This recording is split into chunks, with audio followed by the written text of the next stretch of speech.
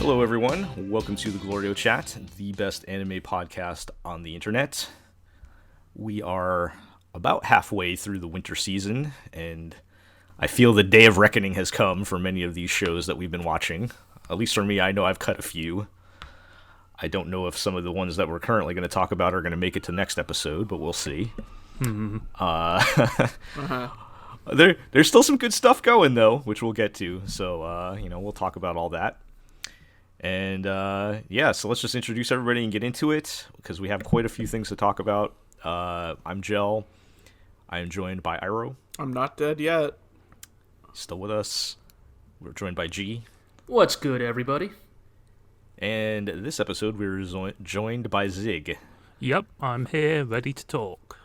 All right. So yeah, like I said, I feel like this is maybe the last hurrah for some of these shows. Some of the ones I cut were like Hortensia Saga. Right. To be fair, I think that team. I think that we've carried more shows to this point this season than we have in quite a while, to be honest. It's been a while, I think, since we've had this many. So I mean, but I do feel like, just like the obligation chocolate you give out to the male classmates you don't care about, I feel like some of the shows on this list are here out of like pure momentum and not really anything else. the Geary Otherside Picnic.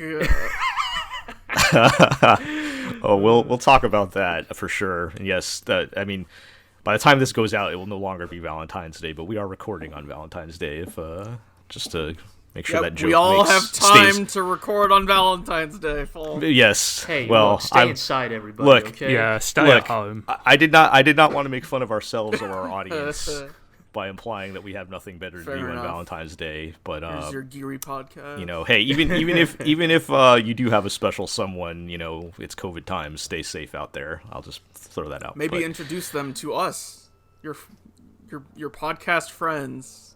Don't do that. That would be weird. Yeah, I'm not gonna leave that Sorry, one alone. I meant in the sense of let's get more viewers on the podcast. Oh yes, Not that's we're right. going to come and steal your special friend. Yeah.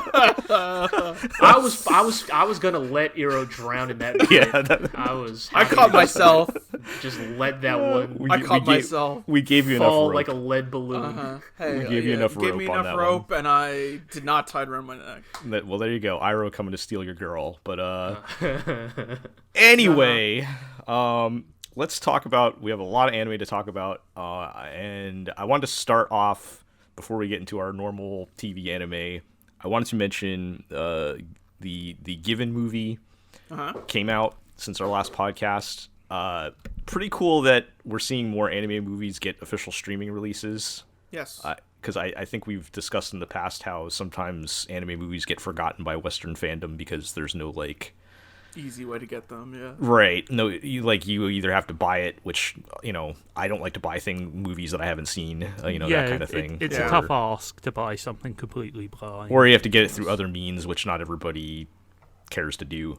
So yes. I have liked that trend. And yes, Crunchyroll did release the movie officially for streaming like the day after our last podcast aired or something. Sure. And so just to recap everybody what Given is, was our number 4 anime of 2019. Yes, that was it's originally a boys love manga that was adapted to a TV show about a year and a half ago. Me and Artemis watched it. We both loved it. And it's about just because I think I'm gonna have to give you the context to understand is why this the show where I don't like the movie, but yeah, this is so it's about these 4 guys that start like a rock band, and like the 2 younger guys like fall in love at the end and they get together, and it's very it's a very well balanced show.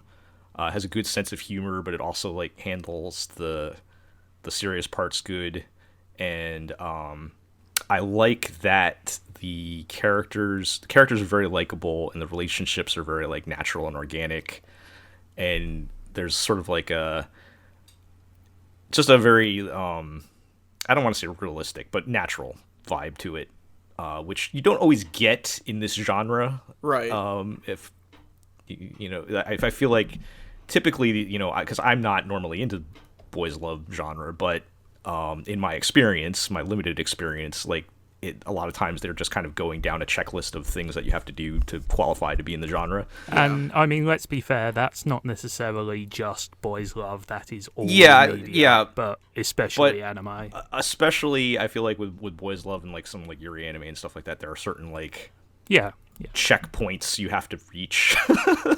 And I wouldn't say Given totally avoids that, but it's kind of blended in with everything else going on so that it just makes sense, right? Right, gotcha. And none of that applies to the movie. So is this like a compilation or is this like a sequel? No, so this is a direct sequel to the TV series. Okay. And so for further context, in the band, you have the two younger guys who are like the main characters of the TV show, and the supporting cast is the two other band members who are like the older cool senpai guys that are like super supportive and give out good life advice and all that. So they decided to make the movie about the older senpai guys. I'm like, all right, fine. Okay, that's a choice. I could be into that. Doesn't sound bad yet. And instead of like building on what they've built in the TV series, it kind of felt like I was watching somebody's real hacky fan fiction of let's get the two side characters together even though they have no business being together. Pair the spares, huh? Yeah, that sort of thing. Because I did so in the TV show, like the bass player guy kind of has like this one-sided crush on cool drummer guy who's like the stoic cigarette smoking cool guy or whatever, and but they're both like really likable in the TV show, and they kind of tweak their personalities a bit in the movie where like the one guy is more of like the like nervous crying wreck all the time, and the other guy's like, selfish, aggressive asshole guy.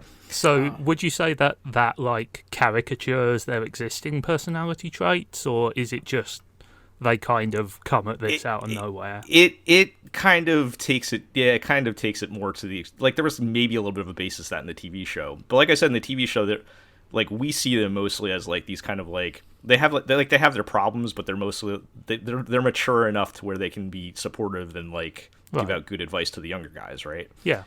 And you don't really see that in the movie at all. It feels like they're kind of fitting more the stereotypical boys love type characters, including one. How should I put this? There's one very uncomfortable sex scene in the movie. Where it is a movie. Yeah. Okay. I guess they can try. Let me put it this way: if one of your characters has to almost word for word after the scene say, well, it was basically consensual, so I guess it's okay, despite being totally upset about it,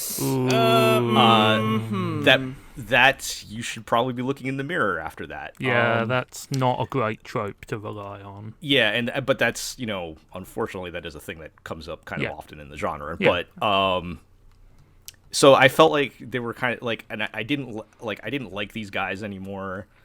I didn't care about their story. I didn't feel like they belonged together, which they do end up together at the end. Like, oh, well, this guy, he was just really heartbroken about this other guy, and he's really a good guy inside. It's all okay. It does kind of feel like they took the path of least resistance, right? Like they went for the simplest, most obvious story you could tell. Right. And like Zig, like you're kind of alluding to, like I even in general, I hate that thing where like the writer feels like they have to pair up everybody. Yeah. Like, because that's not how real life works. Yeah, right. And that's not a natural like thing in a show that previously had very natural relationships. Yeah, I mean, I think that romance anime in general, but also just romance fiction in general, should be more explicit about the idea that sometimes two people just don't feel the same way about each other. That happens all the time in real life, and it's something you've got to grin and bear it with. And I get that stories are meant to be escapism, but, a little bit of grounding in reality would go a long way here, I think. Yeah, I think I would have been a lot cooler with it if the show kept the same level of writing quality as they had in the TV series, but because they kind of fell back on, the easy way out, I guess. I don't know if it was to if you're a genre purist, maybe you loved the movie and thought this was what they needed to do, but I don't know. Maybe they thought that would please the fans or something, but I just did not like, more so the execution of it. But then on top of that, I didn't think the final result needed to happen in the first place. So anyway, needless to say, I was real disappointed with it because I really loved the TV show a lot. Like we mentioned, it ended up being number 4 on our list in 2019. And I don't think this ruins the TV show for me because they're kind of separate. You can kind of safely ignore the movie, honestly. But I don't know. It's just disappointing. So, all right. Speaking of disappointing. Well, I don't think things are going to get much better on our next segment.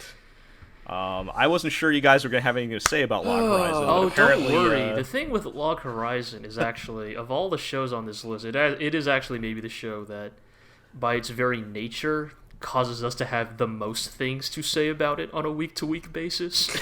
So, can I just clarify something? Like, Log Horizon Season 2, was it good? Was it bad? Was it okay? I know it was a long time ago. It was mediocre. Yeah, right. It was. It is the specific things Season 3 is trying to tackle that we have issues with. Okay. Yes. Yeah. Last time we left off with Log Horizon, they decided that one of the members of the Roundtable Council left and got political backing from one of the other factions in the world to basically take over the city for the sake of helping the lower class citizens. Basically, was his rationale, trying to build up the lower class, create positions for people who had nothing to do, etc. Right, so to give context, the guy we're talking about is the member of the Round Table from a few weeks back we were talking about, who basically wanted to institute a sort of welfare system for lower-level adventurers. Socialism elf? Yes, socialism elf. And so, basically, when they realize that they can't come to any sort of, amicable agreement between the elf, whose name is Ainz, so we'll just call him Ainz for the sake of clarity here, Ainz and Shiro. And so they decide to hold an election. Shiro's the main character. Right. So Shiro says, we'll hold an election and everyone in town can vote on who they want to be in charge. Basically, yes. So they decide to hold, basically an electoral race between Ainz, who represents the, new Akiba government backed by, the Landers, who are the, quote-unquote original NPCs. One of the Lander kingdoms. Right, and the original Round Table, basically. Mm.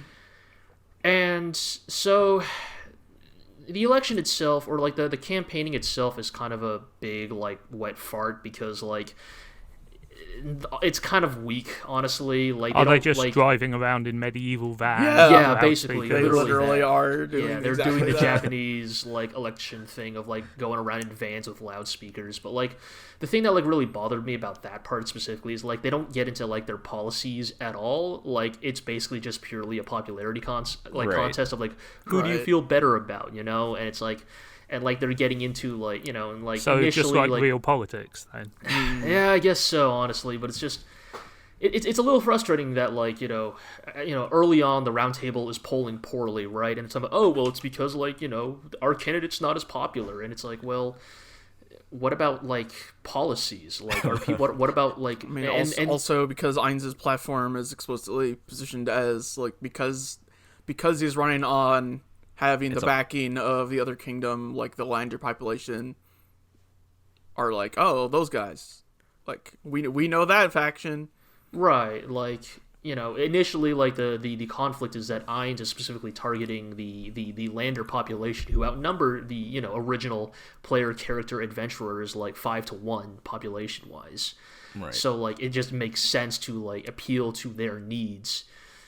And But the problem is, like, they don't really get into, like, what that actually entails. Like, especially, like, at least on Ainz' side, we understand, like, vaguely that he wants to institute some kind of, like, welfare system and basically put more landers and lower-leveled characters in positions of power so that, like, their input has some, like, sway on, the government.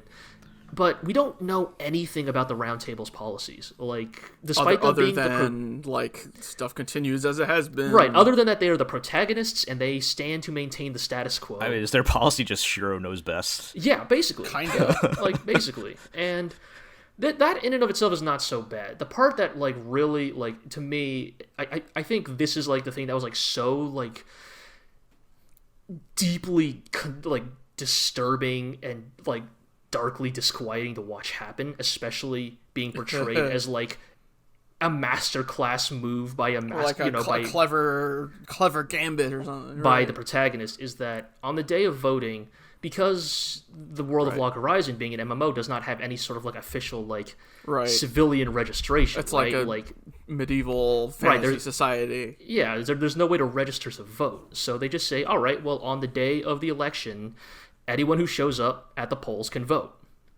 Mm-hmm.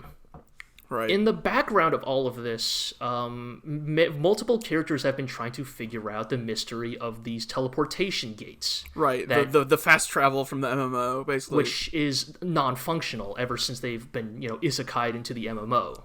And a big, like, source of, like...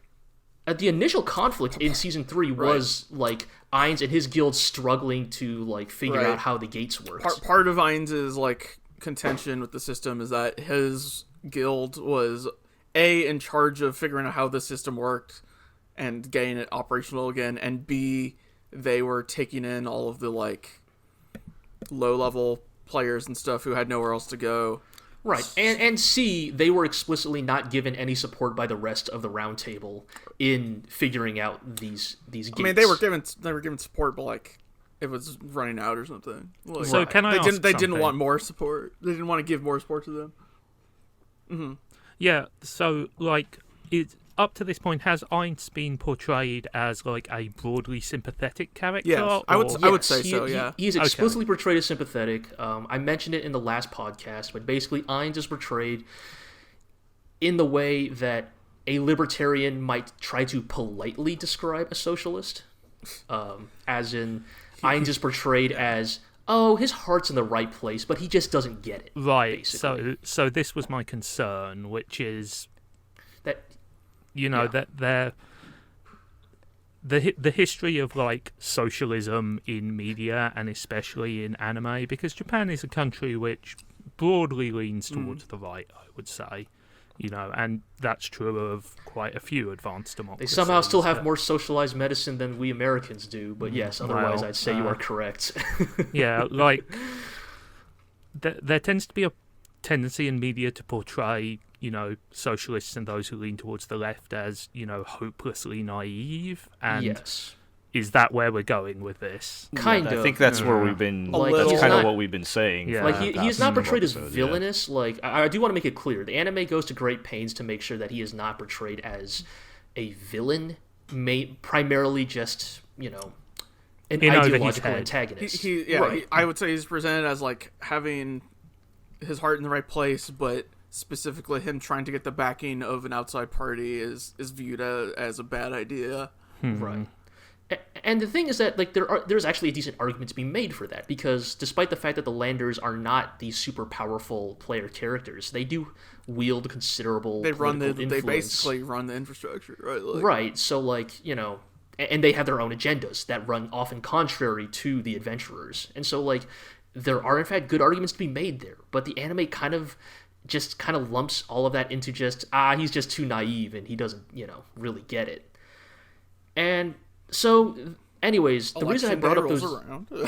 Anyway, so yes, I brought up those gates and then the fact that they were non-functioning, because on the day of the election, Shiro reveals that he has actually figured out how to activate the gates.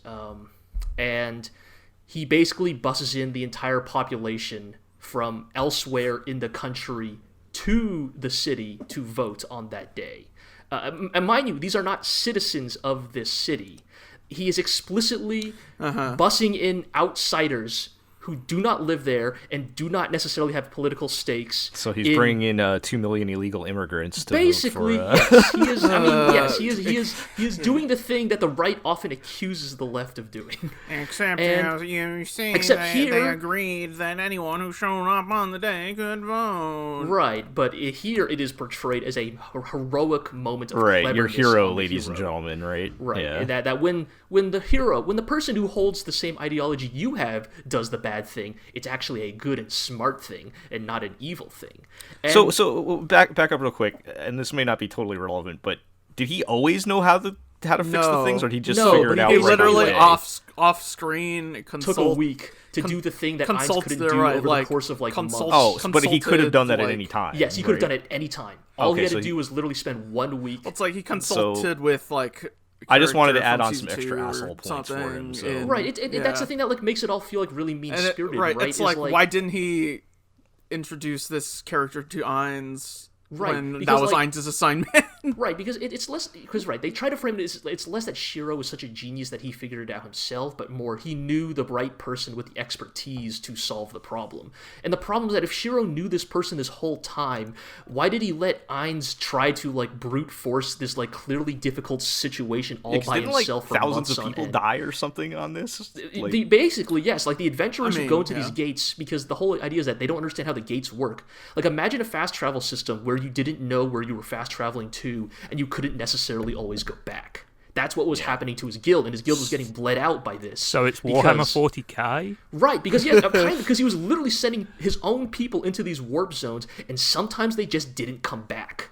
And that's why he was at the end of his rope. This is why he decided to form his own government, was because the gates were destroying his guild. So if Shiro had made one phone call, we wouldn't have even gotten this far. Yes. Literally, Shiro could have avoided this entire situation by just either, again, doing it himself, as he does during this episode, or literally just telling Ainz, hey, I got the number of this guy who really knows how gates work. Can you give him a call? He'll help you out. Instead, we bus in 10,000 dudes from another city or whatever. So that they can swing the vote. And this is portrayed as, again... clever. And, so what's the fate of our elf boy once he loses then? Well, no, so once he realized what's happened, they don't even go through the election. He drops out. Basically, he sees the writing on the wall and realizes that right, and then his backers pull out because with the gate open, they are vulnerable to invasion into the middle of their territory. Right. And so that now they are well, now it's not worth trying to take power in this area because right, activating they can the gate retaliate basically instantly. Yeah. Yeah. So it goes back to the status quo, basically. Yeah, basically. It completely politically defangs this whole thing was a complete waste of everyone's time. Yup. Yeah. And And again, it's maybe it's because it's 2021 and we've all gone through some very traumatic elections as of late, but the idea of portraying what Shiro does in this episode as a moment of heroism is so depressing, darkly disquieting to me. I'll keep it short because this is not the podcast I usually do this, but it reminds me a lot of Bleeding Kansas.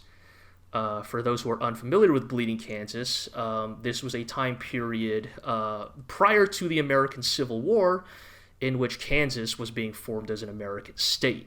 And the conflict at the time was whether Kansas would become a free state or a slave-owning state, because by that very nature, whichever it was admitted as, its senators would then hold more sway in the government. It would be the tiebreaker. Yeah, and the reason I bring all this up is because they had a similar situation of, Kansas is a landmass, but it's not technically a state, so we don't really know who can vote there yet, so anyone who can show up ship can more vote. people in, right? And so, yes, you had a situation where both abolitionists and the South, the soon-to-be Confederacy, basically started shipping in people from both their sides, and it turned violent.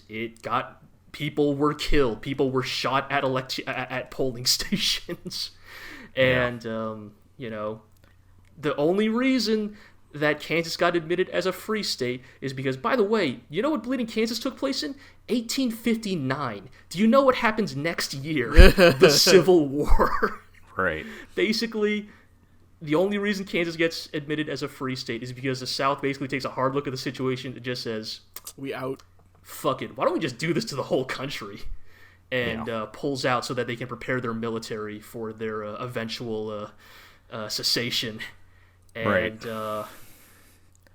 Again, it's like from a Japanese perspective where maybe they've never had this kind of electoral like shenanigans happen in their lives. Maybe to the writers of Log Horizon, this is novel, but to an American, like having this plotline play out the way it does and be portrayed as like a good thing is like so like just fucked up. I couldn't see how in any form of democracy you would be able to justify that as the right thing to do. Right. Like their justification is, well, we all agreed that anybody who right. showed up. It's like, well, that's the law, and we're gonna follow. You know, I mean that very much feels like a playground level. Aha, gotcha. Rules as written. What it really is like it is like the logical conclusion of like the ANCAP fantasy, right? Of like, as long as it doesn't violate the NAP, like. Anything is legal, and since by the writing of this law, like this is technically legal, thus it is allowed. So Heinz basically leaves the city, and the round. What makes this even like dumber is that then upon winning the election, the round table's like, well, we're gonna restructure, put Landers in charge. Man, we're gonna do everything that Heinz guy said he was gonna do. We're just gonna take all his ideas. Right. That's actually. That is the craziest thing. So, Heinz loses the election. The round table basically goes on to appropriate all of the political policies of Heinz's party as its own. And so they make great pains to have characters on screen, like, look at the camera and say, so in a ways, Heinz really did win. It's just that we appropriated all of his policies. Now we can claim they're ours. I'm starting to think, like, I thought the author was trying to make some kind of political statements here. I just think he's an idiot now at this point. And it's just like it's weird. It's just it almost sounds to me like he's using political terminology and things to sound like he's talking about politics, but either he doesn't know what he's doing or he doesn't care. We've all been spoiled by Legends of Galactic Heroes, man. I mean, I think you're right. This sounds less like an attempt to make a political point and more like a kind of misguided attempt to show how clever and thinking outside the box, right? To make your character look. It feels like cool, supposedly. It feels like the conflict of the week is a quote unquote political conflict this time.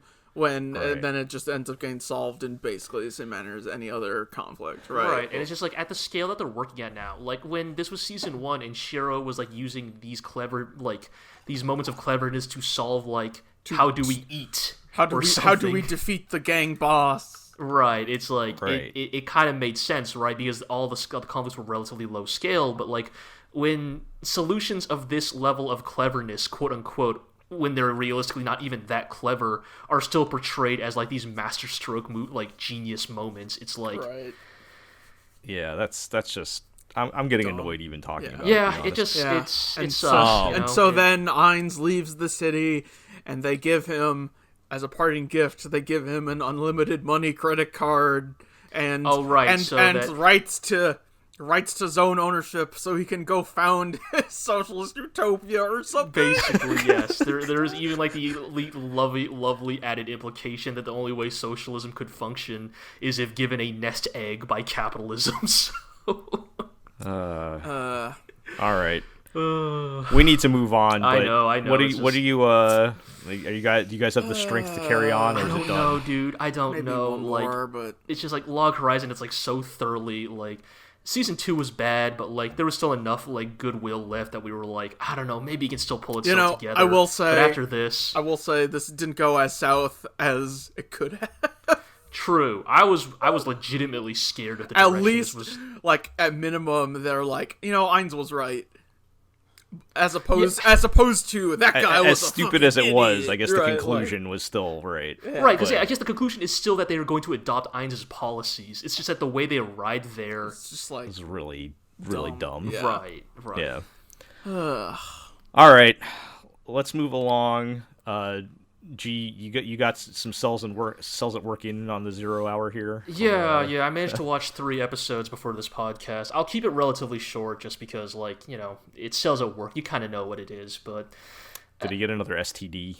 No, but like I actually really enjoyed these last 3 episodes. Like once we got past the like shitty hentai grossness of like the STD episode, like these like next 3 episodes have been pretty fun in that they just sort of like got into like, again, if I said it before, if Cells at Work vanilla is like is like, you know, PBS like edutainment, Cells at Work Black is the Scared Straight program of the two. Abstinence like, only. Yeah, kind of. Like, it is like... Here's this picture of your dick with an STD. Right, yeah. And we all know how well that works. So, like, the first episode is about hair loss, and it kind of gets into, like, hair loss is caused by stress. Don't be stressed out. Like, you don't want to do this to your hair. And it was kind of funny, you know, just, you know, again, like, very much getting into these, like, very real bodily functions that the regular Cells at Work would never get into, because they're, like, if not necessarily life-threatening, just, like, deeply concerning to people, you know? The second episode was about kidney stones, which, oof, man, that one was, yikes! Painful, yeah, painful to watch. I have been there, right? Yes. And so you're like, watching like Cells at Work show this like again, like gigantic crystalline structure, like just like tearing up your kidneys, viciously tear through these hallways, and it's like, that's what a kidney stone does to your urethra. And it's like, okay, great. Yeah. And, you know, again, you have the characters looking at the screen being like, wow, don't do remember that. to hydrate. Drink water, kids. Yeah, basically. Where's my water bottle? Exactly. Like, I could feel myself drinking, like, more water as I was watching the episode. And then the most recent episode was, which really hit home, was about caffeine addiction. Oh, and that's... about what happens when when your cells become too reliant on caffeine. No, get off my back. Let me be. I know, right? I was like, hey, stop it. Don't do this to me. I mean, like, it's fairly obvious. Futurama taught me if you become too dependent on caffeine, you'll go into the Matrix bullet time, and you'll be able to save people from a terrible fire. Hell yeah. I wish. But, all right. Well, I mean, it sounds like they're back on to playing to their strengths here, right? Yeah, they're all, like, the thing is, I think they're all pretty fun episodes. Like, again, it is still Cells at Work. It is still exactly what you think it is, but I do think that, you know, it was entertaining. It was genuinely funny, and I think that, again, these sort of episodes do a good job of justifying Black as, like, a solid spin-off, just in the like different types of subject matter it approaches compared to the original. Right. Okay. Well, that one's still hanging on then. We'll have to check. Apparently, according to Cells at Work Black, it claims that drinking too much caffeine causes nosebleeds. I wasn't aware of that one. I mean, I'm not sure. I feel like increase your pulse or something, right? Yeah, I feel like I've heard that before. Because that's like what happens. It's very funny that they try to portray that with the same level of gravity as the kidney stone of no, you'll get a bloody nose. I mean, if anything, they should maybe, I don't know, talk about how your entire body starts shaking or something. I don't know. Maybe, yeah, like go into withdrawal or something. Yeah. Yeah. All right, let's keep it moving. Guys, I've been this close to watching Jujutsu Kaisen. Okay. I'm almost there, but it's still good, huh? Yeah, it's still pretty good. Let me tell you, these last couple of episodes, this tournament arc has been There's a cool strong. glasses lady. Yeah. Okay. Yeah. Who's a badass. Yeah, so, like, the first of these 2 episodes is, like, you know, at first me and Eero were a little worried because it was the designated girl fight episode. Right. Okay. But, it was pretty freaking good. Like, I've heard by shonen standards they treat the girls pretty good in this. It's a pretty good, like, girl fight. Like, you know, again, like, I'm not saying any of this stuff is, like, revolutionary, but, like, you know, the first of the fights in that episode between the 2 girls, it basically kind of gets into, like, at first I was a little skeezed out by the logic, but then I came around on it when I realized the point she was making. This character is talking about how like it was almost like a meta point of how much harder women have it in fiction, because like not only do they have to be strong, but they also have to be attractive. And sort of like how if you're an anime, and again, they're not saying as an anime character, but it sort of gets into this meta level of like, if you're an anime character, if you're a character in fiction, especially a female one, right? Like, if you got to have both to be relevant, basically, right? Like, whereas like male characters usually only need to be, you know, good fighters, right, or whatever. Right. And you know, it ends in a pretty fun way with the main girl, I guess, you know, she's way cooler than Sakura, but the Sakura equivalent of the group, where she's basically just like, okay, that's cool, but I don't give a shit. I just want to win. And so she just beats the shit out of I'm strong and pretty, so fuck you. Right, she's like, I'm already strong and pretty, so I don't need to worry about that. You love to see it. That's sort of actually the whole theme of this tournament arc, is that, so you have I'm just going to call them the A team, the B team. I think it's like Tokyo versus Kyoto, but you have A team, which is the protagonist, and B team, who is like the quirky rival squad from another, you know, from the next school, town over. Yeah. And the constant theme during these episodes is that it's really fun because Team B, the rivals, are the ones who get the really like dramatic, tragic backstories. So all of them are constantly being like, you don't know me, you don't know what I've gone through. I need to win because... Right, I have to win or else, like, the orphanage will die or something. And Team A, our protagonists, are the assholes with no skin in the game and just want to win. So, like, it is constantly, like... A member of Team B will be like, you don't get it. Like, I have all this pressure on me. I'm the head of the clan.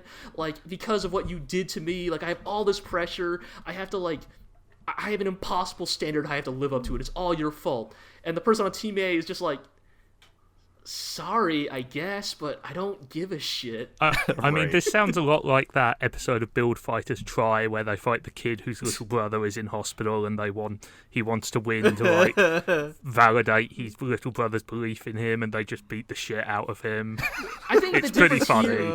I mean, sure, yeah, yes, it is. I think the reason it works way better for me for here in Jujutsu Kaisen is, and this maybe gets into a little bit of like why, Jel, I think you would enjoy Jujutsu Kaisen, but I also think you might have a hard time getting through the first season, because a lot of the stuff that's like my biggest hurdle. Really does not kick in until the second season. How long does it take to get to because like the thing that's really working here is like it is kind of like what you like of like everybody's just a jerk.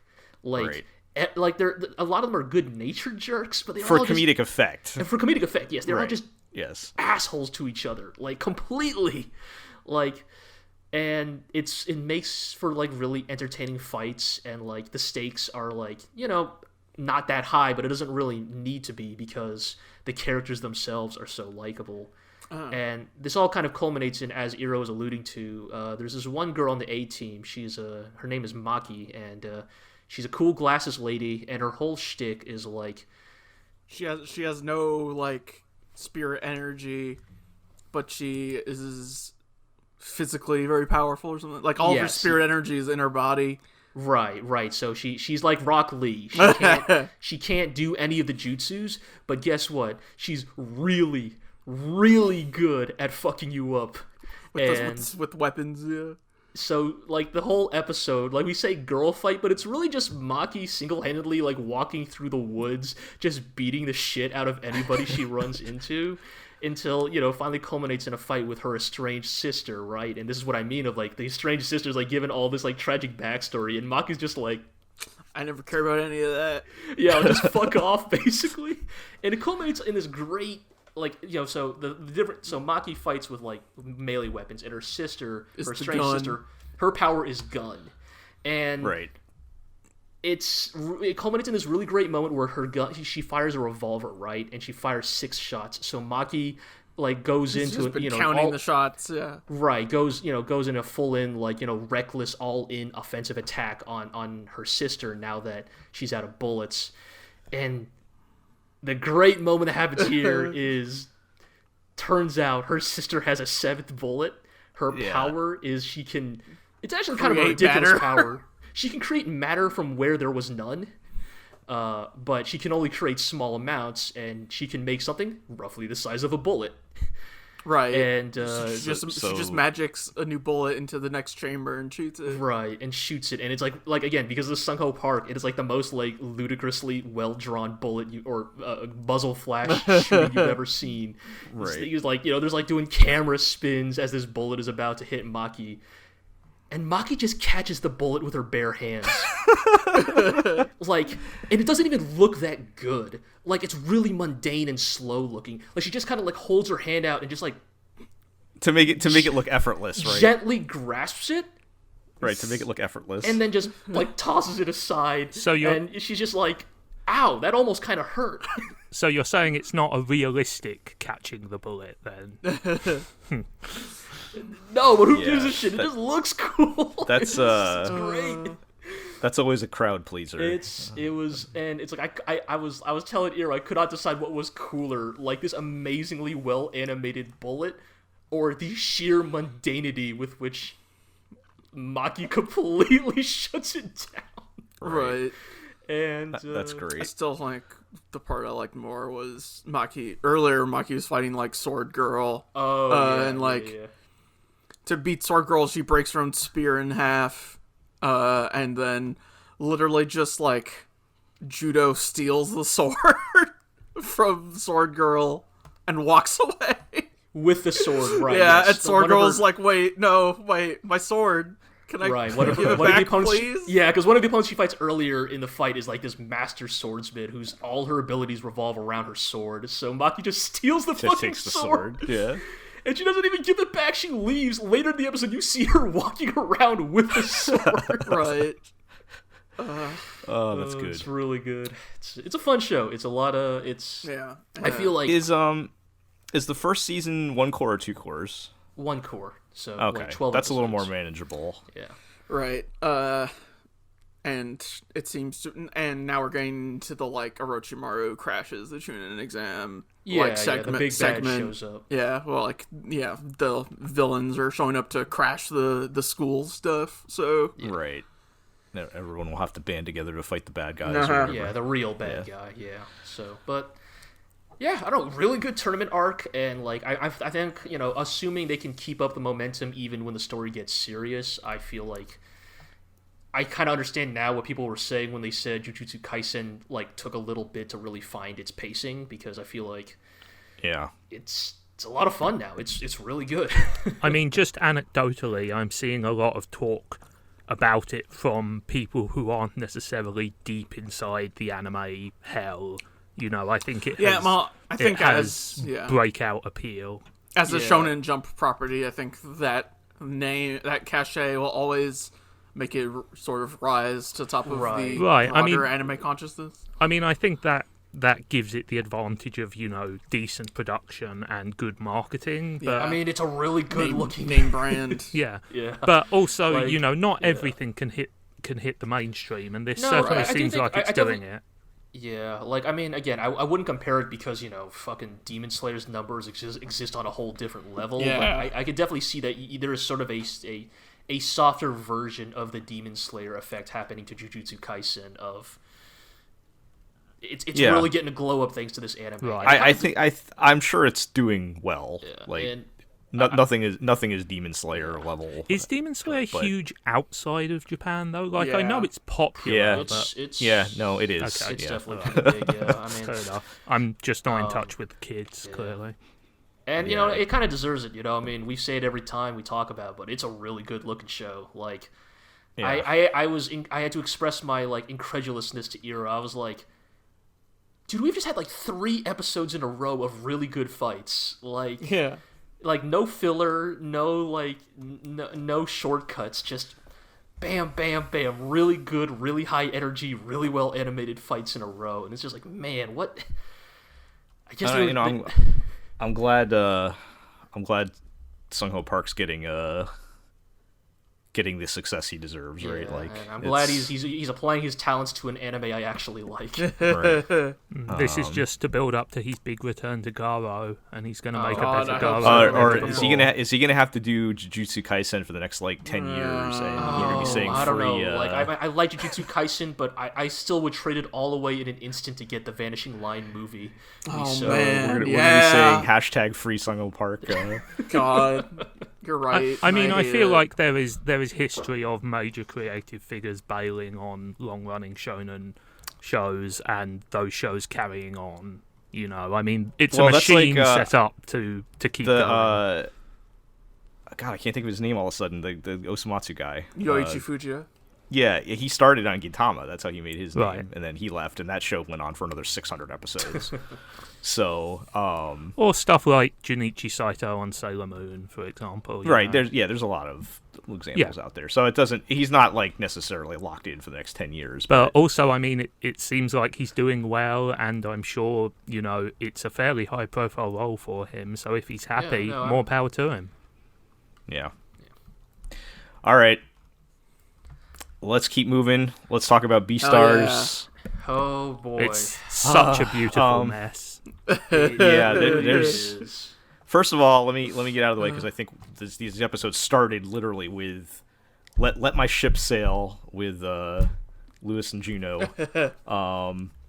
They were literally dancing in the streets. They're just mocking me at this point. But I'm sure I'm not the only one on that. I feel like that scene in particular was very emblematic of BEASTARS, which is it's so stupid it shouldn't work, but it kind of works.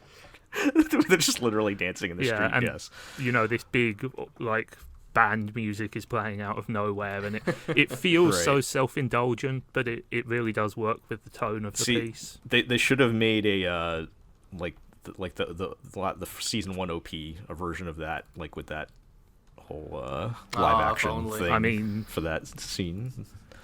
But as we've seen, that takes a lot of work. I wonder how many cheap like late night anime episodes you could have made with the budget for that opening credits of that one OP. Yeah, because stop motion it was stuff so good is though. Difficult, man.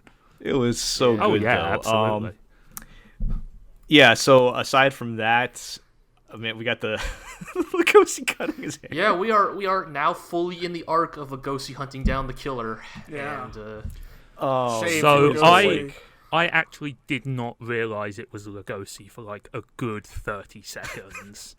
Like I was is this like some weird body double Legoshi has hired to replace him in school or something? I mean, you know, it's a makeover, man. Like it's and they commit hard to it. Like it's a look, all right.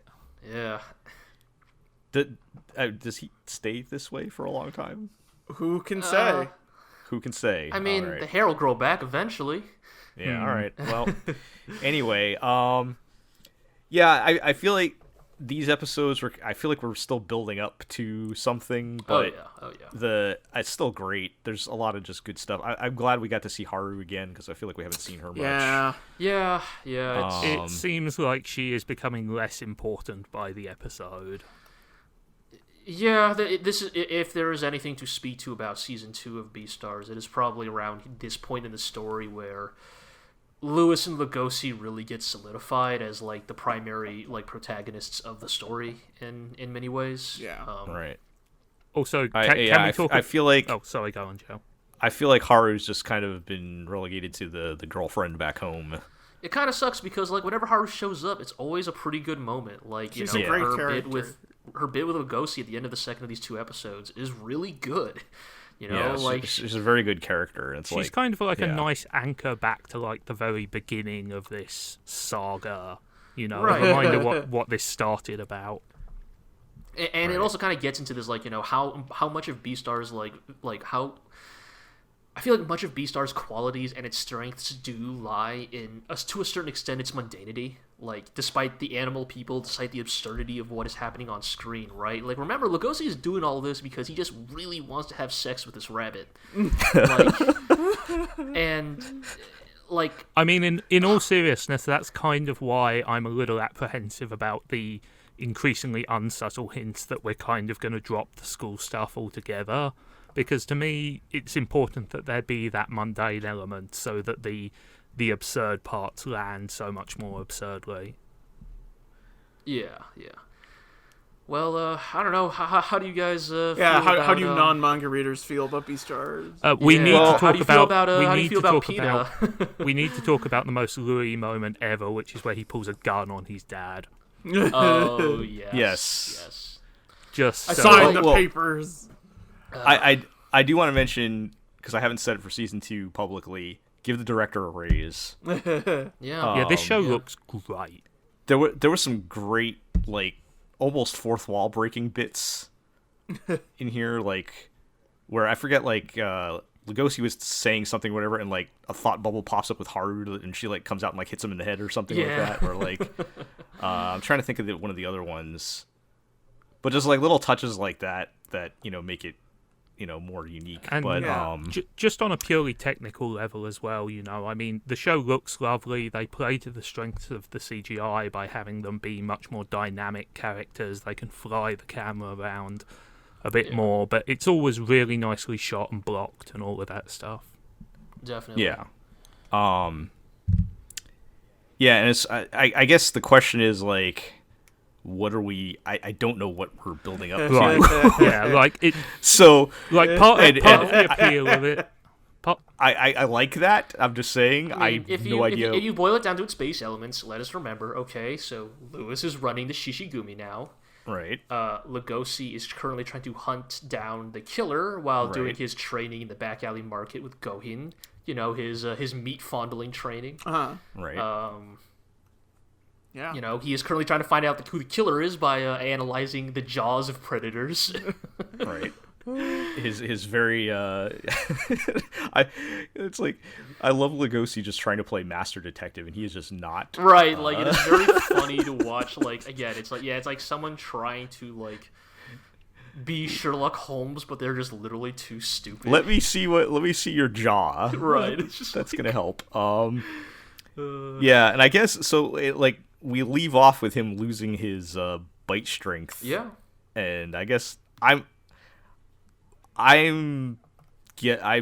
kind of guessing that that's because he needs his, like, carnivore lust for meat for his powers or something. But who knows? And because there's the one bit when he's, like, locked in the room with the meat, and he's like, before he's like totally tamed his power, he's like hulking out over the scent of the meat and everything. And I'm like, is this gonna be like, instead of suppressing his desires, he has to learn to control them type of thing or whatever? I don't know. But and I know you guys can't say anything, so I'm just throwing stuff out there, and you can laugh at me. But I think I will say, like, I think you are getting to a certain degree of, like, Lugosi's working through a lot of things right now. Like, yes, his training is less physical and more mental. Like, he needs, like, there are certain things about who he is that he needs to. Yeah, confront. I do think that's kind of one of the big messages is, like, not denying who you are, type of message. But with a lot more asterisks on that. Right. But I think it's why I think Louis and Lugosi make for such, like, fun foils to each other, because. Right. Lewis is also still currently in denial about who he is, right? Like, he is running a carnivore mafia. Right. And we've had several characters at this point tell him, I know you're an actor, right? Like, yes. Yeah. I mean, I think, to me at least, the exciting part of BEASTARS at the moment is that it feels like it's off the rails. That makes sense. And I know it isn't, because they're so good at continuously making it feel like it's off the rails, if that makes sense. Right. But it's a like a intentional controlled chaos. Right. But the question is, obviously, can you pull that together enough for an actual climax? Because the big danger with that, of course, is that you actually do go off the rails and everything ends up kind of a mess. And I don't mean in story, I mean in a meta sense, Yeah, I have enough goodwill with the show that I'm feeling good about it. But yes, until we see it executed. I have faith, but it definitely is this feeling of, like, the story is barely holding on to, like, rational plotting. Yeah, I think that's fair. Yeah, yes, I think. But that's part of why we love it, right? Right, the manic dream Absolutely. aspect of BEASTARS is also part of its appeal. Just the again, it's a little bit different for an anime, because than a manga, but just BEASTARS' ability for you to like, I guess I don't know what the anime equivalent of it would be, but to just like turn the page and then be utterly dumbstruck by what just happened it's really magnificent. I can't think of any other story that does it so well. Yeah. All right. Let's move along. Let's talk about Otherside Picnic. I think I'm finally ready to admit this show is bad. I dropped it a couple of episodes back. Me too. Okay, so you guys didn't see the 2 latest episodes? Nope. No. Well, first of all, it's falling apart production-wise. Oh dear, that's a shame. It looks these episodes look awful. There's a lot of like, are they leaning more heavily on the CGI stuff? No, I mean like just straight up still frames. Dear. It's falling apart. And this arc, like if it wasn't clear before, I think it's very clear now the author has a hard-on for guns and military stuff. I was gonna say I saw some screenshots of a girl with a sniper rifle, and I was like, should I watch this? I think it was pretty clear before. Like it was, but this one it was entertaining when it was just like, oh, this pretty girl randomly has a pistol, because it was so right. It was funny because like, what, they just pulled out a gun? What? And since the one girl has mystic eyes of death perception, she can they know where to shoot the monsters. But anyway, so this arc in these episodes, they finally go on a date, but they end up getting accidentally sucked into the other side when they're drunk and walking home. And they run into a U.S. military unit. And we just go full. Also in this alternate dimension. Yes, so they've also been sucked into the alternate world. And Hideo Kojima's Otherside Picnic. They go full Gate on us, where it's like the military fighting the monsters with conventional weapons. Sure. But and they make the brave choice of making all the English soldiers speak English with Japanese voice actors. How is it? Oh. It's exactly what you're thinking. So it's great, is what you're saying. With quotes, great, yes. On a level of 1 to the beginning of Ava 2.0, how bad is it? I didn't watch Ava 2.0. I refuse. Contains some world It's okay. class You didn't really English miss much. It's like average bad English. It's not like super bad or super. Would you have preferred the alternative of them just hiring a couple of white dudes off the streets of Tokyo to read the lines? There were varying degrees. Like some of the guys were like kind of all right, and then others. But I could at least understand all of them without subs if I had to. But yeah, it was a bold choice. We probably shouldn't cast aspersions, seeing as none of us can speak a word of Japanese. So. No, I'm not. I'm not judging. I'm just saying that's a bold choice. Yeah. Yeah, and the arc made absolutely no sense. It ends with them getting on what is literally called the meat train. Okay. I don't know why it's called the meat train. Right. They just it just shows up and they have to figure out how to get on it. And then it takes them to the dark market in BEASTARS. It ends with like the soldier guys are literally yelling, "Oh no, it's the meat train!" with no further explanation. Because they get on the train and there's like they get on the train and there's like monsters on there and stuff, but it just like takes them back home, and I had no idea what was happening at that point. The animation and everything was so bad that wasn't giving me anything, and I'm like, yeah, I think I'm finally ready to. I mean, I think that pull the plug there's a on this way one. to do the surreal Deus Ex Machina in a way which doesn't necessarily leave you unsatisfied, but this show has never really wanted to commit either to being like a serious drama with serious plots or kind of like a flighty, kind of like surreal adventure, and it kind of like. It's too much of either and not enough of one, if that makes sense. I'm starting to wonder how much of it is the adaptation. Like, does this make more sense? Because I think it's a novel. Yeah, right? it's an actual novel. I think. Does this make more sense as a novel series and they're just not adapting it because a lot of the stuff just doesn't make sense. Like, I don't know what's happening, or maybe I'm too stupid to figure it out. I don't know, but this was like the last straw though, and I was also laughing hysterically at everyone constantly saying meat train with no other context. But oh boy, I think that was the final straw for me. Yes, G, they did pull out the big sniper rifle. I just saw a screenshot of that. I was like, because again, the one girl has mystic eyes of death perception, and nobody else could tell where to shoot the monster, so they strap her onto a sniper rifle, and she figures out how to shoot it. Like, perhaps it's my bleeding liberal heart, but I'm always automatically suspicious of any show which fetishizes weaponry in any way. It suggests to me that you're not perhaps interested in the things which matter about your story. I got that's kind of the thing to tell you about a lot of anime. Yeah, that's kind of thing with this show, because I don't feel like it blends well. Like, because there are plenty of other shows that get into detail about guns and stuff, but that's usually like part of the show, right? And this is just as like no context for these girls knowing everything about guns and talking about it, and it doesn't really add anything other than I think the author wanted to talk about his favorite gun. So that is a little weird, but yeah. Anyway, I'm done. We got to keep moving. There just wasn't anything to it, was my problem. It's not really a character piece. There's not enough plot for it to be kind of like a drama or a thriller or something like that. And it's not fun enough there are like episodic. Right, and they're like good enough. They're like good pieces of it that I liked. Like, I like the characters and stuff, but like they were just not pulling this together into anything. So let's talk about something good. Yeah, or at least I think so. Let's talk about Horimiya. Yeah.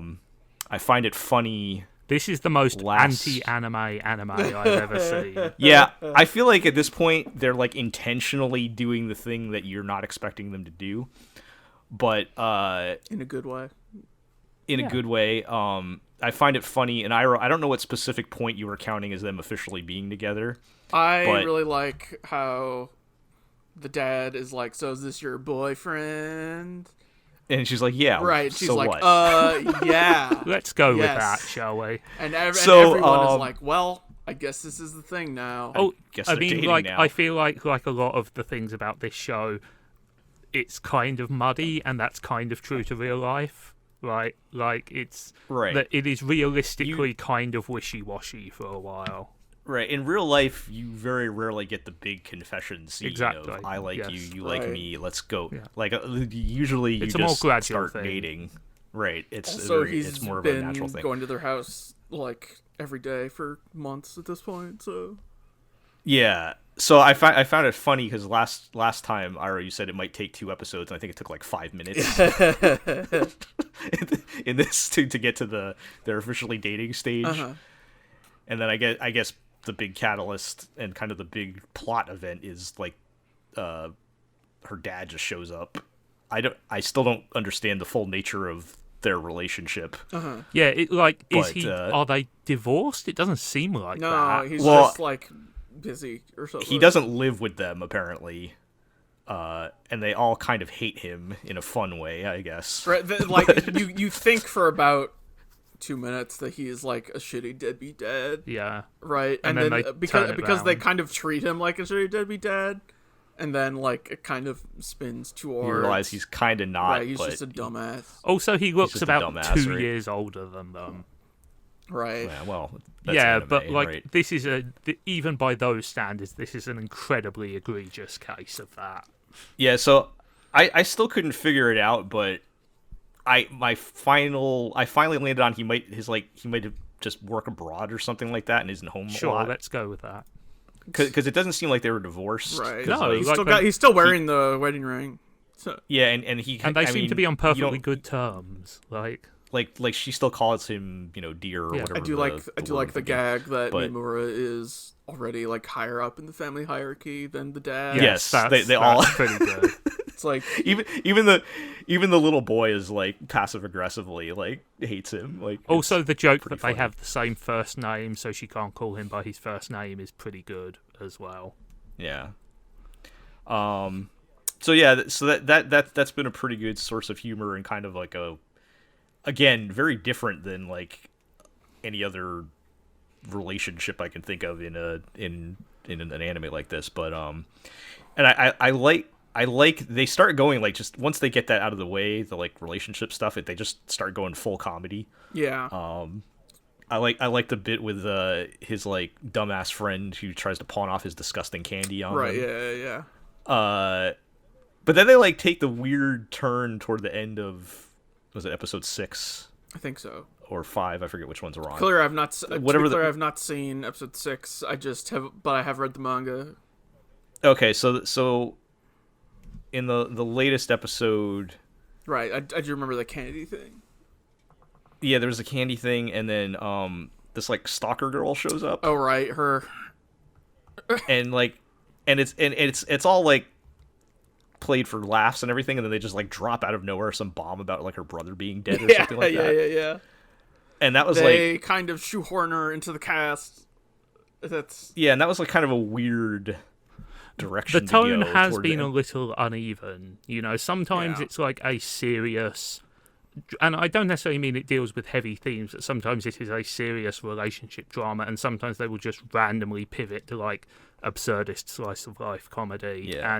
Sometimes it happens very fast. I think that's been fine for the most part. They haven't done anything that heavy. No. Where they start dropping in somebody being dead. So like that was weird. But I do like, because we talked about last time, and I know you guys haven't watched it. You guys didn't watch Tanaka-kun is Always Listless, but we compared that last time in that, you know, everyone's like super nice to each other and everything. But what I would say is different about Horimiya, and I like, is in Tanaka-kun, everyone is just super chill and nothing negative ever happens. Whereas in Horimiya, I do like in Horimiya, like people do get angry and upset, but it's like, how do they deal with it? That's much different. Right. Like, everyone like there's always some like new conflict that in another show would take 3 episodes, and then they solve it in 5 minutes. So like the bit with the not girlfriend, like right. So that if that were happening in any other anime, that would take like 3 episodes at least to resolve, right? And they would be like on the verge of breaking up. There would be a tearful one-on-one confrontation on the school roof and something. Right. But this one, I think it's good because Hori she still gets angry and jealous, and that's like a normal human reaction. But like, what does she do after that? Right. That's the difference. She talks to him, and which is right. She actually has a conversation about it, and they talk it out and work it out, which is the way things. I also so, I like that. I really like the joke that he calls her by her first name because he doesn't actually know her second name. Yes, right, and she misinterprets it as them being super familiar, but he just literally doesn't know what her last name is. But so like I do appreciate that they're not just like making this magical dream world where everything is perfect. I mean, it kind of is, but within the acceptable bounds about their problem. Yeah, within the acceptable bounds of fiction, at least. Right, but they still have like negative things happen, negative emotions, and it's just that they deal with it so much better. I might like to see a little bit more from Miyama. Like, he's kind of a little Mary Sue-ish at the moment, I think. But Miyamura, because he's right. Yeah. Yeah. Oh yeah, and they did the thing this week with he cuts his hair and suddenly he's hot. Right. All the girls are fawning over him. I don't want to unduly influence everyone's opinion of what's coming up, but I do sort of feel like we've seen the highs. Yeah, basically. I think we've seen the highs, and if you really like the side cast getting into shenanigans, that's probably what most of the rest of the show is going to be. Like, okay, I'm well, they've already been setting us up for the one friend guy and glasses girl, right? So that's going to happen. Maybe. I'm assuming that's where we're going. There was that weird aside with Glasses Girl and what's her name from Fire Emblem? Remy, yeah. That was like really heavy for like a moment, and then it's solved in 5 minutes, which I thought was kind of a weird diversion. Like, not necessarily in the sense that the show couldn't handle that subject matter, but in the sense it kind of comes out and go nowhere and goes nowhere, really. Yeah, that one probably was a bit too much of a swing in a short period of time. Yeah. But I think it's still kind of the thing I'm talking about, where like she had those negative feelings about herself, and but she realized, oh, I'm kind of being a jerk to my friend here, and you know, tried to fix it. So yeah. Yep. I mean, honestly, if this is the best it gets and it just stays here, then I'm fine with it. You know, maybe it won't be anime of the year, but yeah, you know, it's something nice to watch. It's very sweet. You know, I like it a lot. This it's a feel. This should have been entered in. Appreciate it. This should have been entered in cute anime battle royale. Yeah, if there were enough shows, it could have been a contender. But all right. Let's talk about Back Arrow. Bakayaro.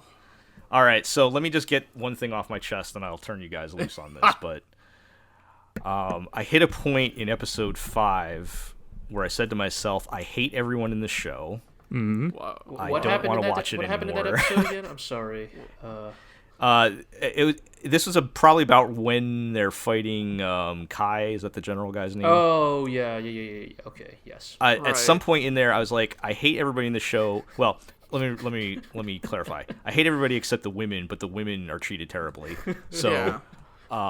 And I'm just like, I'm not enjoying this. I don't want to watch this anymore. I just shut it off, and I did not watch the rest of episode 5. I did not watch episode 6. So can I get something off my chest as well? Oh, you didn't get to episode 6. Go ahead, Zach. So I need to get something important off my chest as well, which is the big ship is going to turn into a robot, and why don't they just turn it into a robot? We can all tell it's going to turn into a robot. Look, dude, Hiro and I have talked about this like every fucking time. Like that thing is obviously going to turn into a robot. I know. I just need to say it again. You can see the hands on that thing. I just need to say it again.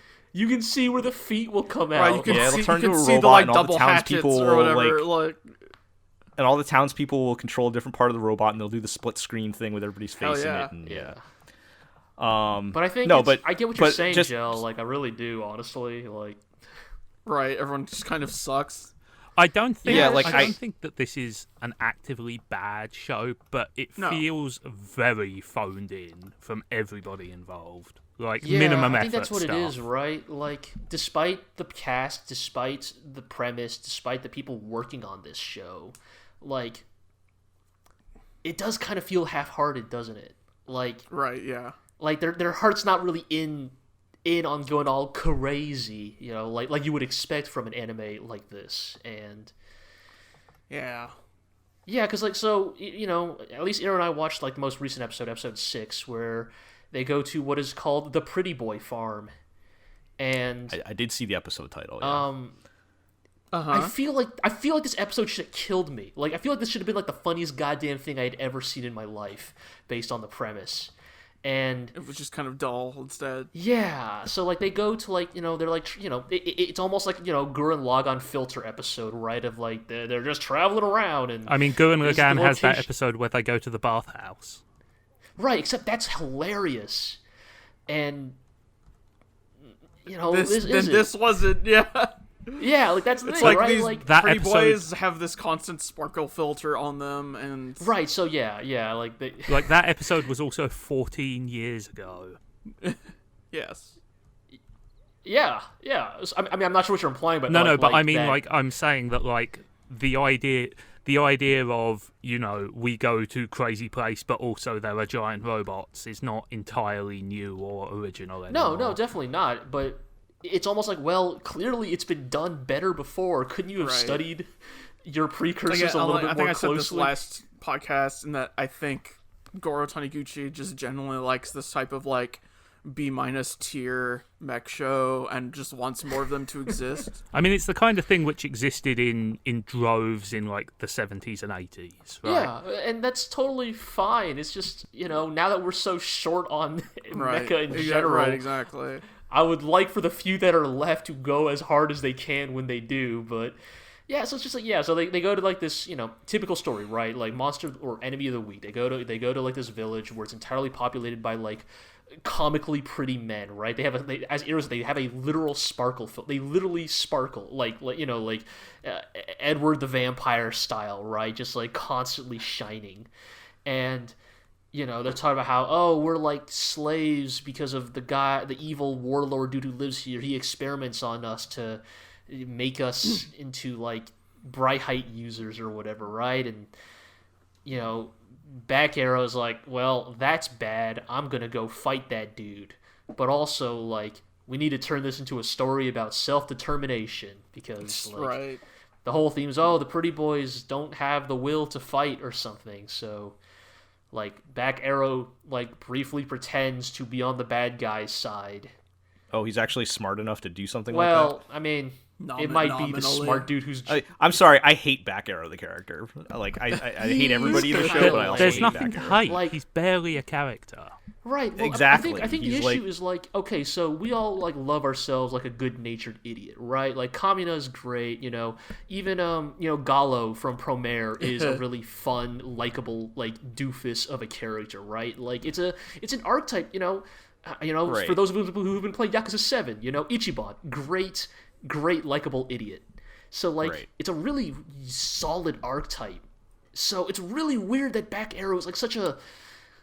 He's barely a sentient human being. He's like that dumb. Here's my long shot. This is never gonna happen, but it might happen. Thing is that at the end of episode 6, Back Arrow literally says, like, well, as long as I can get to the wall, nothing else matters. And so I'm, like, almost wondering if he's a sleeper agent or something. Like, he'll turn, like, halfway through, he'll become the bad guy. God, I wish, but that's not I know happening. it's not going to happen. It's more likely that the Chinese dude, Shu B, is gonna turn, right? Like, maybe, yeah. His whole deal is being opportunistic, right? I just, like, I mean, he's basically Guin from Turner Gundam. He loves technology. And that basically means he will end up siding with the bad guys. So yes. Right, but I'm just like, there's that seed in my head that's like, well, they could spin this as a Back Arrow and Shubi become the big bads. They actually were fucking shit assholes the entire time. I could see, like, Back Arrow being, like, temporarily maybe... I don't think I even see that. Tempted by it or something. I don't know. It's just like, I mean, I see what you're saying, Joe. Like, I can totally see in my mind's eye the episode where, like, the real villain offers Back Arrow a chance to accomplish his goal of going beyond the wall or breaking down the wall or whatever. And, right, like, and he sells everybody out, but then he comes back and saves Just to be clear, there's, like, no chance at all that they're not in, like, a giant Gundam-style space colony or something. Oh, yeah, of course. I mean, like, like we keep saying, right? Like, the end of episode 12, like, they're going to get to this wall by, like, episode 12, you know what I mean? Like, the true villain is going to come pouring in through that wall, like, and that's going to be the second half, right? It's going to... Your anti-spirals are going to show up. But, like, I guess it's just, like, I know we keep saying this every week, and it's a really shitty to, like, compare Back Arrow to literally one of the greatest anime ever created, but every time I watch this show, I'm like, what if a Maishi had that's directed the territory they're trying to right, but that's the thing, right? Here, I'm making these comparisons because this is the territory it's working in. So, like, and it is Nakashima, right? So every time I'm just like... Maishi would have made this joke sing, or Maishi would have made this bit work so well. I mean, I'm not necessarily going to put it entirely on Imaishi, though he's obviously very important to the works he does contribute to, but in general, the next level spit and polish of Gurren Lagann, of a lot of those late era Gainax works, obviously something like this just can't compare, and it's not just... Right. Not just the pure audiovisual assault, but also believe me, also things like bringing life to the characters through small ticks and their quote unquote acting as well. Right. Yeah. I mean, Zig, I do want to clarify. I'm not talking just purely visual. I'm talking like I do mean also the timing and the sensibilities. Yeah. Right. Like, it just feels like so many of Nakashima's, like, jokes in this show kind of fall flat because of, like, half-hearted execution. Right. It's like, and you can see how, like, basically the same jokes were executed in a different show better. Right. Right. Like, the same joke that appears in Back Arrow, if it were handled by a Maishi, these characters would be tweening on screen in, like, some really half-ass shitty way that makes you laugh because it's so blatantly garbage. But... I mean, does this just come back around then to like, rather than the show finding its own identity, it's like kind of echoing these better shows and just not favorably comparing? I mean, I think that might be instead it, of trying to find. I think it also reveals, and I think BNA revealed this as well, that Nakashima is kind of a limited writer. You know, I don't think that he's very adaptable, and you know, he did the one thing he does, and he did it very well, and then he did Kamen Rider Forza, which was also the one thing he does, and he did it very well. But you know, I think we're seeing perhaps that he doesn't necessarily have range. And I guess for me, I feel like the thing I have to say to that is I don't think he necessarily even needs range as long as he's like working on the things that he's good at executing on. But yes, I do agree that like a show like Back Arrow maybe does like illuminate where those weaknesses start to appear. I mean, I think that you can have range within your chosen style or genre, right? Like, I think the best anime directors, you know, might do the same idea multiple times, but they have the flexibility to tell the story different ways. You know, when you think of people like Anno or Ikuhara, you know. It's the question of, can Nakashima write a story where people don't get in a big ship and go to space? Right. Hasn't happened yet. I mean, but that's what I mean, right? It's like I don't care if every single trigger anime ends with them going to space. I like that as long as it's done well. It's just funny that's yes. But I think that's the thing, right? It's just everything. Yeah, it's like, I don't know, even the ship, right? Like, Zay, you're talking about how, okay, the ship is obviously going to turn into a robot. Hey, guess what? In Gurren Lagann, that thing started as a robot. It had legs in the first episode it showed Right, up. and a ship that walks is much, much funnier than a ship that is just a ship.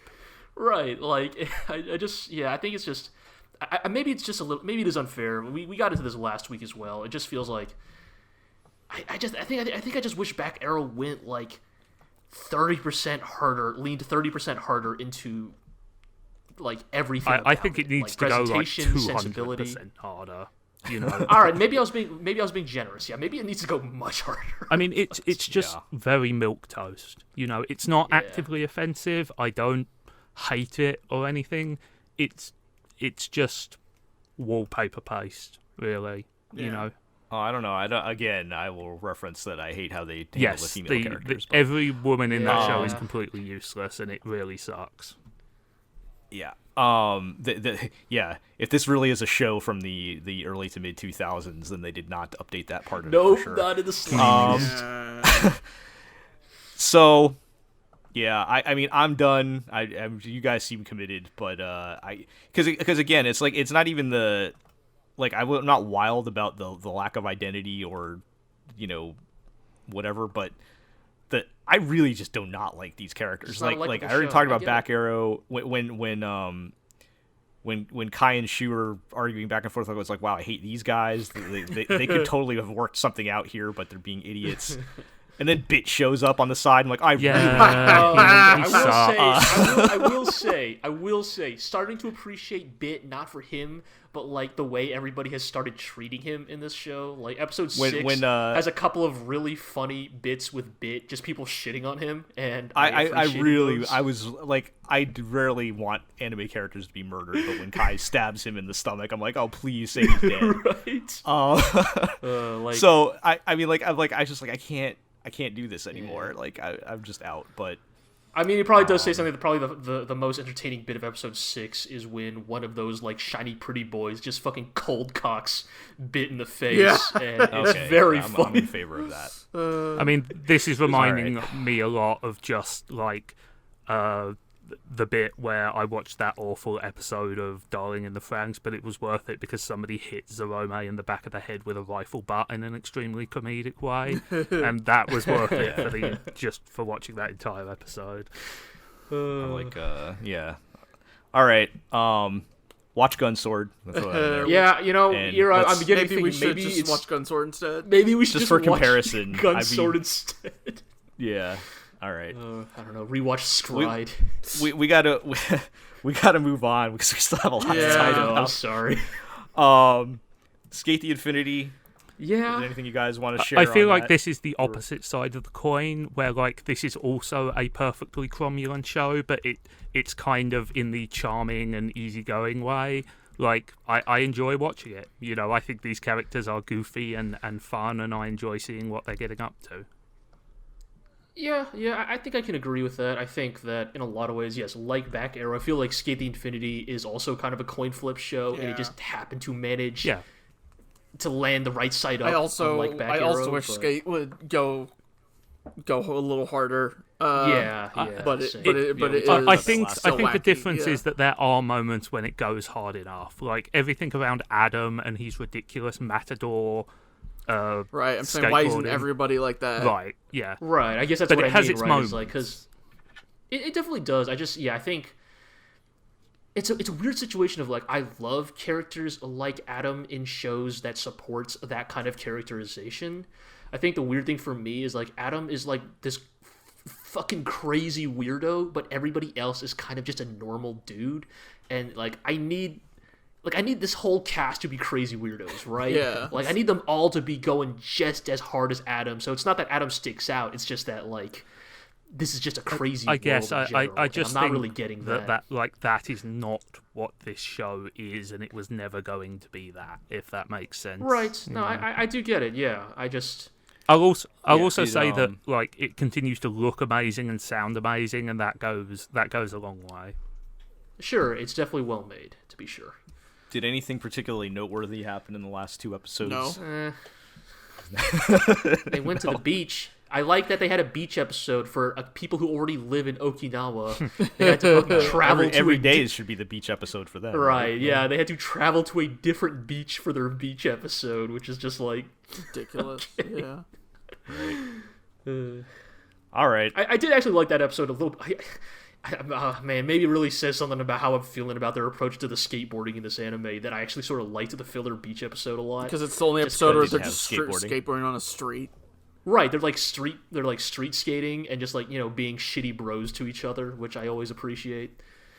I mean, that sounds, based on what little I've seen of it, that sounds more appealing to me than them trying to lean into the wild and crazy skate races where anything goes and then not doing anything goes type of thing. I think that, you know, I know why they went with the racing stuff, which is it's just so much easier to build a narrative around, and it's way easier to animate than, like, a half pipe doing tricks. Right, I mean, don't get me wrong. Like, if they had to do half pipe competitions, I'm pretty sure the staff of this show would just drop dead. Exactly. Right. But yeah, I would like.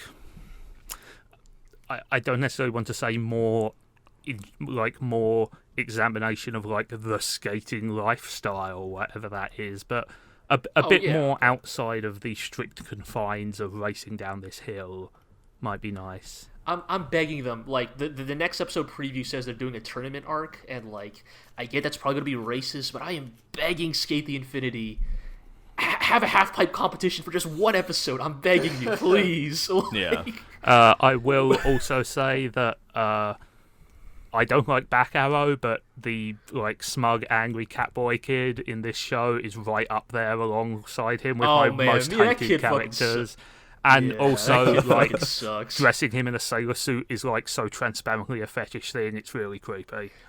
Oh, dude, they're leaning so hard into this, like, fucking little gamer Catboy thing. It's like... Oh, is it the token it's creepy. Character for that crowd? It's a bit much. God, little gamer Catboy in his little shorts. Much. His little shorts and his clip-on tail. And his tail accessory. And his cat ear hoodie. Oh, fantastic. All right.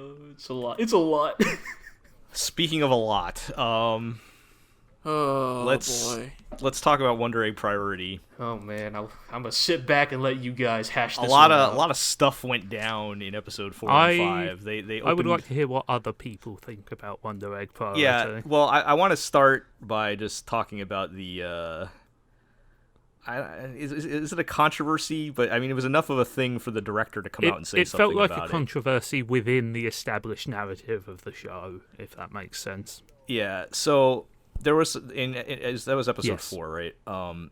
There was some dialogue where two of the characters are talking about how men and women have different brains, and that women are more emotional, and that they're more easily manipulated, and whatnot. It's in the context of one of the characters asking, "Why are there no boys in this show?" Basically. Oh man, they're really getting into that stuff, huh? Yeah, and I think the controversy was in context of the scene. They did not really do a fantastic job of saying that that's wrong. So the thing is, I thought from the beginning that this was like deliberately shitty, if that makes sense. Like, because yes, I think my brain went there because that's just based on everything else I've seen in the show. I'm assuming that they would not actually take that position, but in the scene itself, ambiguous. It is too ambiguous. They don't really, because like, so for a little more context, the characters that say it are like the creepy mannequin guys that hand out the eggs or whatever, or manage the eggs, and they're kind of. Would it be fair to say they're kind of antagonistic? It's difficult to say. In this they are story. Mysterious. They're certainly not the heroes. They of the story. They are facilitating what is happening one way or another. Yeah, and so they're saying it, and there are two of the four girls are there. The one girl, Rika, who we've established as a terrible person anyway, is kind of playing along with it. And then finally, at the very end, Neru, who's kind of the most sensible of all of them, is just like, "What? What are you guys talking about?" And that's kind of it.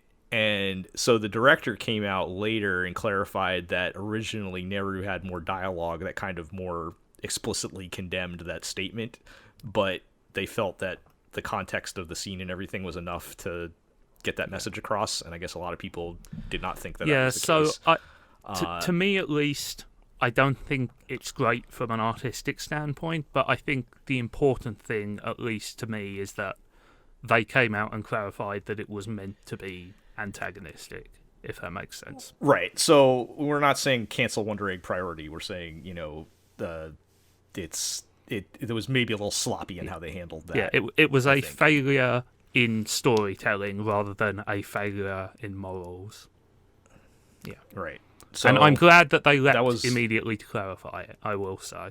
Yeah, it is good that the director did not leave it to our imagination on that. But yeah, so there's that. I think there was some discussion about the fourth girl that gets introduced, as to her whether she's, some people were thinking that she might be transgender. I don't think there's any actual indication of that. I mean, she explicitly states that she's a woman. Like, she actually says, "I am a woman" in her first episode. Right. So I don't think there's any question as far as like pronouns and whatnot. I think that becomes pretty clear, especially by episode 5. But and as far as like whether she's actually transgender or not, I don't want to say like it doesn't matter, because to people looking for representation it matters. But I think it's pretty clear, like, she literally kills a TERF in episode 5, right? Much. So, like, the message is loud and clear on that front. I think, the important thing about that character is that she is uncomfortable in her body, and if you want to take that as a trans allegory, I think it works as one, and if you don't, I think it works on other levels as well. Right. Because as far as, like, public perception, she looks kind of boyish, and she doesn't like that as far as people. It's kind of ambiguous whether she likes it or not. Like, she seems to put up with it most of the time, right? But it seems like when her guard is down, she prefers to be seen as a girl and treated like a girl, and so they I think they handle that pretty well, because these are all, I think, potential landmines to step on here when you start bringing up. I mean, the entire show has been juggling some very serious topics in general. It's basically a laundry list of this could go really badly. Right. But I don't know, Zig, I wanted to give you an opportunity, because you haven't had a chance since the beginning to talk about this, and I know you've been writing about it, so everybody go check that out. But I don't know if you wanted to if you had any other specific thoughts you wanted to share. I just wanted to get like the hot topics out of the way first. But I think that it's very difficult to judge this kind of show until everything is over and done with, because this kind of show deals very explicitly in metaphor, in surrealism, in a story that is perhaps more emotionally compelling than, a very carefully constructed plot. And as I said, I think they're dealing with a lot of very tricky subjects. We're talking about abuse, we're talking about self-harm, suicide, body image, all of these sort of things, and that's difficult. And I applaud them for approaching difficult topics, but it does mean that you really have to be on your game with this stuff. And I think they've done great work so far, and I really want them to take this story to a point where they have something to say and can sort of close it up emotionally, because I think that's the most difficult part, right? At the end of the day, you have to answer at least some of the questions. I'm not saying you have to answer all of them, but you have to answer some of them and provide some measure of closure. And I think that's even more important for something like this than something that is, a very nuts and bolts plot. And so I really like the show. I think that it could go south really badly if they're not careful. Yeah, to that point, I think I don't care how the whole egg system it doesn't works, matter. Whatever, none of that matters. But we do need resolution on each of the four girls, basically, of what's going on with them. And I don't think that doesn't necessarily need to be positive resolution. I mean, I will be astonished if this show ends with anybody coming back to life. Right. I think that would actually be a bad move. But there has to be some kind of closure. I mean, I think the obvious, the obvious cliche route to go is this is a journey about learning to accept loss. But the show has to say something. I think that it is saying a lot of the right things so far, but I think the difficulty with these shows is that a lot of people dislike them because they perceive more ambiguity than substance, and I think to counteract those sort of accusations, you do have to make your message clear, and that doesn't mean tying up every loose end or explaining how the eggs work or who the dummies are and meticulously laying out every plot twist, but it does mean that you have to bring your individual emotional stories to a close, and that's very tricky. Right. I mean, I actually don't think they're being ambiguous at all, honestly. That was kind of the main thing that shocked me by the time we hit episode 2 or 3, because I was kind of thinking this would be a more of some kind of a weird, surreal type of show, and it has weird visual elements to it, but I don't feel like thematically there's any question of what. No, I think that it's weird and surreal in the sense that it is not. Anime in general, but also the trend in modern storytelling is to explain things very comprehensively. Right. There's not a lot of info dumping for sure, but they give you enough hard clues. It's certainly to not as abstract as something like Utena, for example. Right. It's not right. We're not on Ikuhara levels. No, although there are traces of his style. They have clearly seen his work, but. No, it's not quite that sort of out there. Yeah. I did want to mention, because one thing I was thinking about when I was watching these two episodes, I think particularly in episode 4 when they kind of deal with the one girl who I guess was molested or something. I don't know what the details were, but I think she literally says, "I was molested" to start the episode. The first thing that was says. A real bang. But I started thinking about Oh Maidens in Your Savage Season, and obviously that's a wildly different show, but both of them do kind of center on the challenges that young women face as they're entering adulthood, a lot of that being sexualized by adults or whatever. And one thing I've kind of noticed with Wonder Egg is Oh Maidens was a mess for sure, but it very much felt like it was being told as a first-hand account, because it was written by a woman.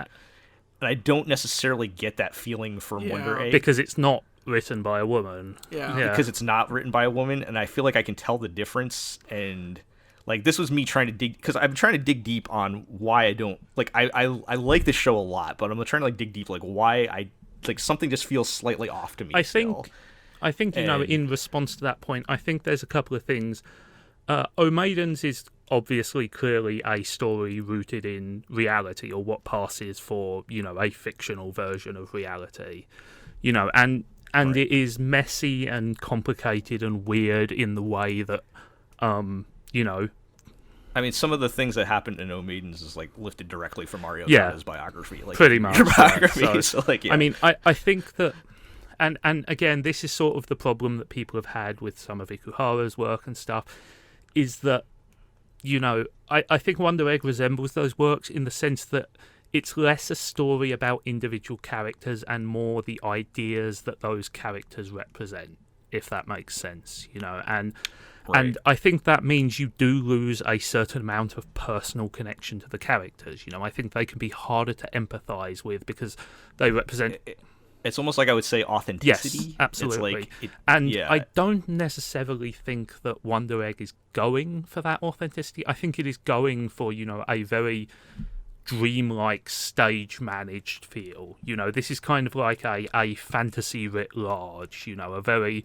very loose story where they aren't necessarily going for verisimilitude. It's meant to be a stream of consciousness thing. And I think, there are plenty of people who don't like that. And I think there's even people like yourself, Joe, who do like that but regret what comes from it, which is a loss of sort of that messiness, a loss of that sort of groundedness. Yeah, I feel like just in this, something, and I'm probably going to be fighting with this for the rest of the run of the show, but like, something about that is just not working for me as well in this scenario. Like, I don't feel like I almost can't find something that they're doing bad. It's just something is just not good enough, if that makes sense to me about it. And that's what I'm trying to and figure out. And that started to I started to go down that path this week as we were covering some of these topics.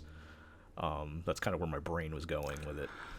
I understand your concerns, but I will say I don't share them, and I think that's because I think that the show is doing enough, investing in the individual characters to make me want to see what happens to them, and I think what it loses in authenticity, it gains in a certain, there's a sort of charming, I don't want to say innocence, but sort of naivete about it. And I think that, it's very difficult to separate that from, like, is that just the character, the writers making the characters deliberately moe through helplessness or something like that, But I think to counter your point, I'd point to the most recent episode 5, where, it is mostly more grounded real-world stuff, and it ends with, Rika asking the obvious question, which is, we're doing okay, should we just let this go? And I think that is an obvious question that needed to be asked, and I'm pleased that they addressed the topic head on. And I think by showing these four, bond as a friendship group, I think it does bring it back to earth a little bit. I think that there is a little bit more of that everyday feel to it in that case.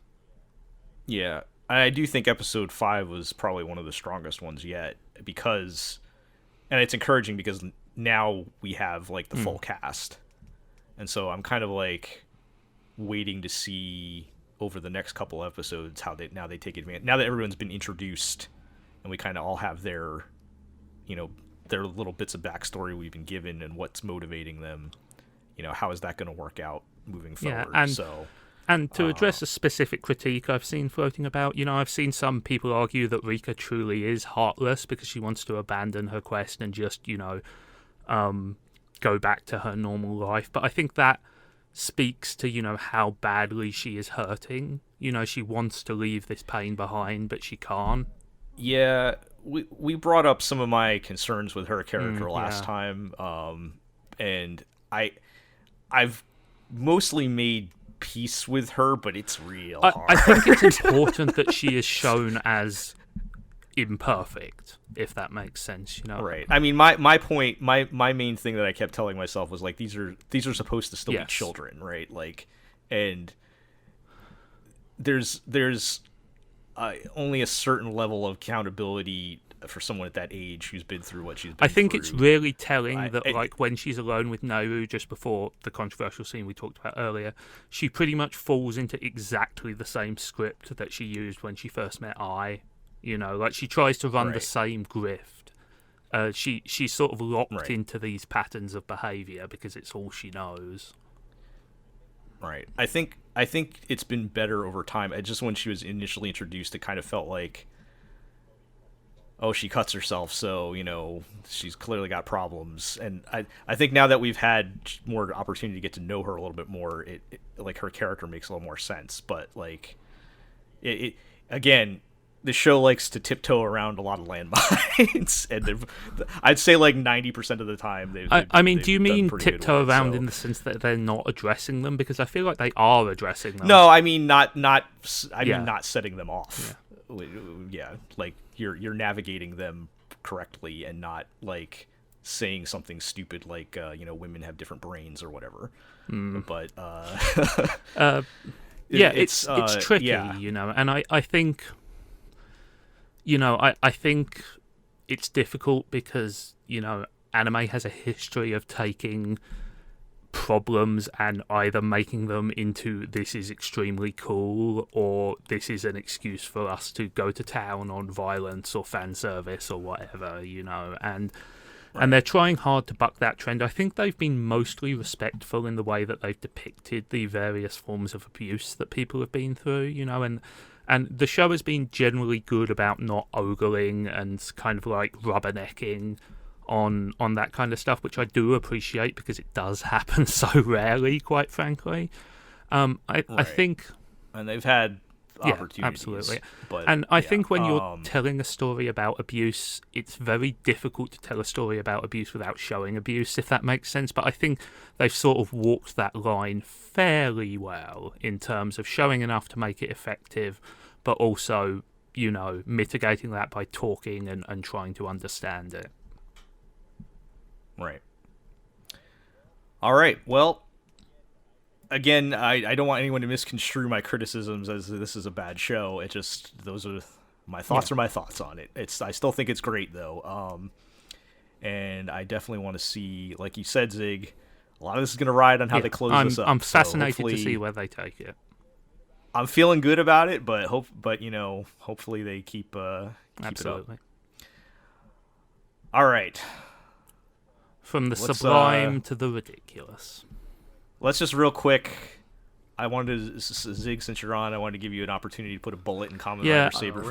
We're still gonna fit this segment in. It's terrible, you know, and you can read the post. Yeah, too. I mean, the major thing but... is it stopped being bad in an entertaining way. You know, at the beginning it was, oh my god, how much worse can this get? And the answer is actually way worse, but also it will stop being interesting. You know, it's just very bad. It's so bad, you know, that it's beyond saving at this point, you know, and everything they do just makes it worse. They're firmly locked into these patterns of, you know, shallow storytelling and nothing characters, and it's, you know, I had initially hoped I was going to see it through to the end and document every moment of this downfall, but it's just boring, man. You know, it's just nothing happens, nobody develops, you know, there's never any actual tension or danger or character development. It just sucks, and it's so disappointing.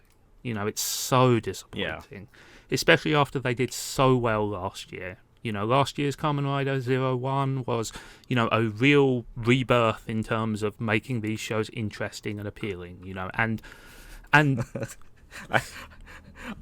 I remember when that ended, I said have fun with Kamen Rider being bad for another 7 years or something like that. I mean, and here we go. the thing I would like to add that to is, you know, obviously these are shows for young children and, you know, they exist to sell toys and stuff like that. But that doesn't mean you can't make a good and interesting show, you know. And you know, there have been previous Kamen Rider shows that have walked that balance extremely well, you know, and that means that they continue to have appeal long past their date, you know, and you can come back to them and sell people expensive collectibles and shit like that. But you know, and by all accounts, you know, even with its target audience, this thing is going down like a lead balloon. You know, you hear nothing but bad word of mouth out of Japan on it. You know, the ratings are apparently poor, and it's just a shocking level of incompetence in every single way. You know, it's sad. It's really sad. All right.